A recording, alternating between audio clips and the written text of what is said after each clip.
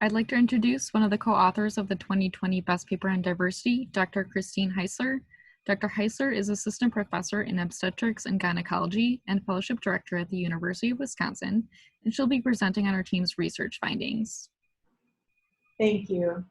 On behalf of my co-authors, I would like to thank the Association of Women Surgeons for this opportunity to present our paper, Leading from Behind, Paucity of Gender Equity Statements and Policies Among Professional Surgical Societies. Disclosures are listed here. Increased attention has been recently paid to gender inequities in the surgical specialties. Despite publicizing gender inequities, rates of gender bias, gender discrimination, and sexual harassment among women surgeons remain unacceptably high. In fact, over 50% of women surgeons surveyed in 2018 reported sexual harassment within the preceding year. Addressing the multitude of gender inequities requires recognition of the problems, analysis of underlying mechanisms responsible for propagating the problems, and proactive measures to overcome them. Professional surgical societies have an opportunity to provide a framework that guides the specialty with expectations of performance and behavior that upholds a set of core values. Moreover, these statements and policies should include metrics to capture meaningful improvements in gender equity and actionable consequences for deviations in professionalism. We aimed to analyze the availability and utility of gender equity statements and policies across professional surgical societies. Publicly available data obtained through the Association of American Medical Colleges were used to formulate a list of major surgical specialties. Similarly, AAMC data were used to calculate the percentage of those who self-identify as women in each of these surgical specialties. For each surgical specialty, the main professional society was ascertained via the American College of Surgeons list of surgical specialty societies.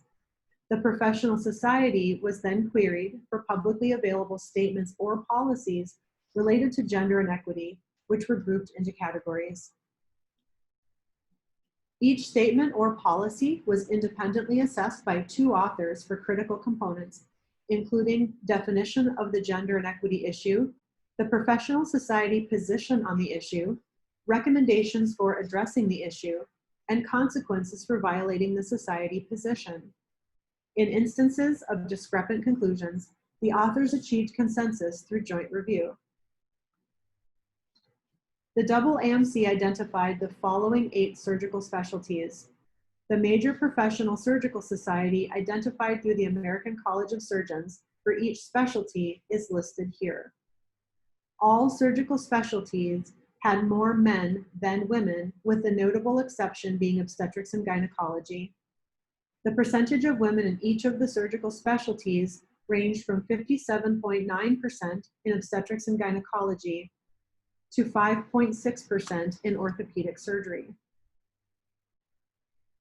The most consistent publicly available statement or policy involved harassment, including workplace harassment and sexual harassment and anti-discrimination. These policies were not exclusive to gender. 2 policies outlined the complaint procedure and detailed consequences for violation of the policy, including society membership revocation. 4 societies had policies regarding professional conduct at national scientific meetings, including attendees and presenters. All of these policies contained a descriptor of inappropriate behavior, an outline of the complaint process, and specific consequences for violation, including removal from the current and any future meetings. Furthermore, each policy provided a clear method of reporting and included contact information. 3 societies had a statement or policy on code of ethics, diversity, and parental leave, though none of these were gender specific.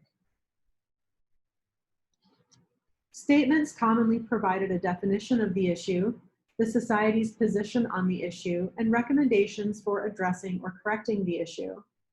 Policies were most likely to contain consequences for violation of the issue. The types of policies that consistently identified consequences for violation of society position involved code of conduct for meetings and presenters. Most of the societies linked consequences to violation of anti-harassment policies and code of ethics. Within policies that publicize consequences, all describe specific reporting processes.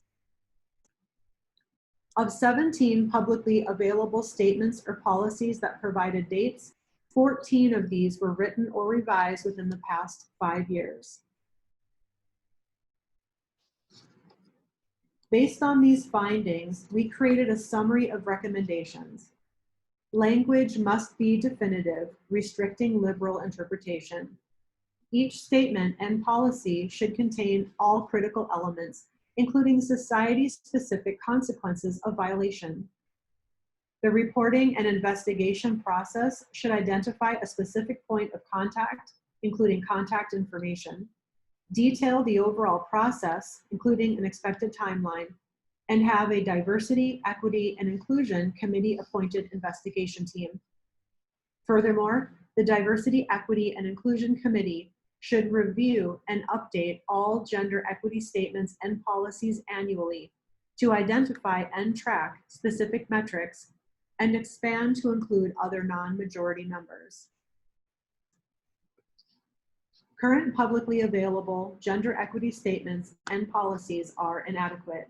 All statements and policies should have clearly stated expectations for professional behavior, consequences for violation of these standards, an identified reporting mechanism, and metrics to evaluate outcomes. Finally, the Society's Diversity, Equity, and Inclusion Committee should be given jurisdiction to outline a clear reporting process and point of contact, oversee investigations, and enforce consequences for violation. Thank you very much for your attention. I look forward to your questions.